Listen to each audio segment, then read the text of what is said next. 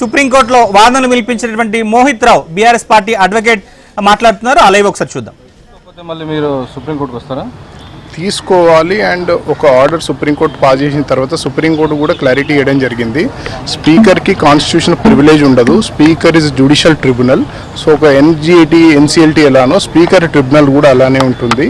So వాళ్ళు decision pass చేయాలి. Pass చేయకపోతే they are amenable to contempt jurisdiction. Patient operation success, patient dead అనేది కానివ్వమని చెప్పి కామెంట్ చేసింది. ఇంతకుముందు అన్ని కేసులలో మీరు చూసుకుంటే 5th ఇయర్ 4.5 years అయ్యే టైంకి కేసులు వేయడము. రాజేంద్ర సింగ్ రాణా కేసులో సుప్రీంకోర్టు డెసిషన్ తీసుకుంది. మేము కూడా అడగడం జరిగింది. కాకపోతే ఇప్పుడు గడువు ఆల్రెడీ ఇంకో 3 years ఉంది కాబట్టి మేము ఆ స్టెప్ తీసుకోము. స్పీకర్ని అడ్జుడికేట్ చేయనియండి, టైం ఉంది కాబట్టి అని అనడం జరిగింది. అండ్ ఆపరేషన్ సక్సెస్ఫుల్, పేషెంట్ డెడ్లా కావద్దు అంటే మేము అన్ని డైరెక్షన్స్ ఇచ్చి జరిగిన అన్యాయం జరగనివ్వండి అనేటట్టు ఉండొద్దు. ఆపరేషన్ సక్సెస్ఫుల్, పేషెంట్ కూడా బతికే ఉండాలి అనే తీరులో కమెంట్ చేయడం జరిగింది. ప్రేయర్లో సుప్రీంకోర్టు గతంలో ఇచ్చిన తీర్పులో అమలు కావడం లేదని చెప్పి కేటీఆర్ గారు పిటిషన్ వేశారు. మళ్ళీ ఇప్పుడు అదే ప్రేయర్ అనుగుణంగానే తీర్పు వచ్చింది కదా, మళ్ళీ కోర్టులో టైం ఇచ్చింది కదా.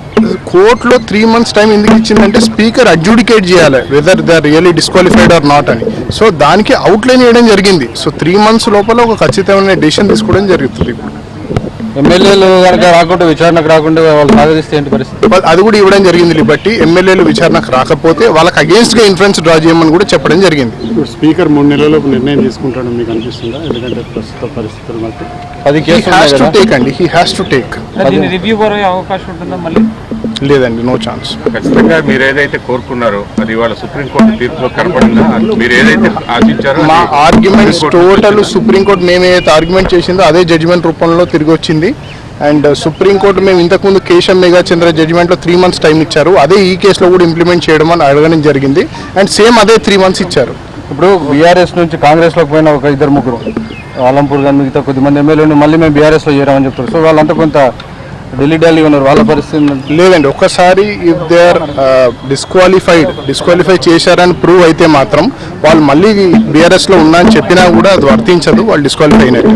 వాళ్ళు ఎక్కడ కూడా పార్టీ యాక్టివిటీస్లో పాల్గొనలేదు. కడియం శ్రీహరి, నాగేంద్రకి తప్ప మిగిలిన వాళ్ళు ఎక్కడ కూడా పార్టీ అభివృద్ధి కోసమే సీఎంని కలిసాం తప్ప మేము ఎక్కడ కాలేదని చెప్తున్నారు. మేము వెళ్ళలేదు. అభివృద్ధి గురించే కలవాలంటే కండువాలు కప్పుకోవాల్సిన అవసరం లేదు. There is ample of evidence. వాళ్ళ అసెంబ్లీలో ఎక్కడ కూర్చోవడం జరిగింది. సభ్యత్వం తీసుకోలేదు కదా. నో అసెంబ్లీలో ట్రెజరీ బెంచ్లు ఎందుకు కూర్చున్నారు? ట్రయరీ బెంచ్ ఎవిడెన్సెస్ ఇంకా చాలా ఉన్నాయి. మేము అంతా ట్రయల్లో పెడతాము. అన్ని ఇప్పుడు చెప్పలేను. అన్ని ట్రయల్లో పెడతాము. కండువాలు కప్పుకోవాల్సిన అవసరం లేదు. మర్యాదపూర్వకంగా 10 మంది ఎమ్మెల్యేలకు 3 నెలల సమయం సరిపోతున్నట్టు కేసు విచారణకు డే టు డే చేయాలి. ప్రొసీడింగ్స్ డే టు డే చేస్తే అవుతుంది. 3 months ఎందుకు కదండి? స్పీకర్ వేరే పని అసెంబ్లీ నడపాలి కదా. అది కూడా కమెంట్ చేయడం జరిగింది సుప్రీంకోర్టు. ఏ పని ఉన్నా కూడా this is important function, constitution function. So 3 months outer limit ఇచ్చారు. మనం why should we draw negative influence? Speaker 3 months లో చేస్తారని అనుకుందాం. Positive side. నేను అడ్వకేట్ గా 100% వస్తేనే, నేను ఇప్పుడు కాదు రిజర్వ్ అయిన రోజు కూడా మీకు చెప్పాను. అదే జడ్జిమెంట్ చెప్పాను 3 months అని. ఈ రోజు అదే జడ్జిమెంట్ వచ్చింది. సో హోప్ఫుల్లీ బై ఎలక్షన్స్ అయితే స్పీకర్ సుప్రీంకోర్టు నిర్దేశించిన ప్రకారం ఈ 3 నెలలు కాకుండా మరింత సమయం తీసుకోవడానికి ఆయనకి ఏమన్నా ప్రొటెక్షన్స్ కానీ అవకాశాలు కానీ ఉన్నాయి? That all again depends. ఏ కారణం అడుగుతున్నారో, ఏమైతుందో అనేది ఈ రోజు మనం 3 months అహెడ్ ఏమైతుందో మనం ఈ రోజు విశ్లేషణ చేస్తే అది కరెక్ట్ కాదు. ఉంటుందా అని ఉండదు.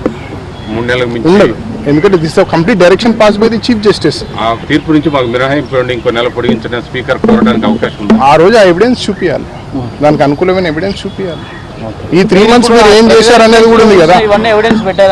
అవన్నీ ఉన్నాయి. అవన్నీ డిస్క్వాలిఫికేషన్ పిటిషన్స్ తో పాటు ఉన్నాయి. ఇంకా ఎవిడెన్స్ ఉంది. అవన్నీ మేము ట్రయల్లో పెడతాము. సో దాని ప్రకారంగా తీర్పు ఉంటుంది. Okay, thank you.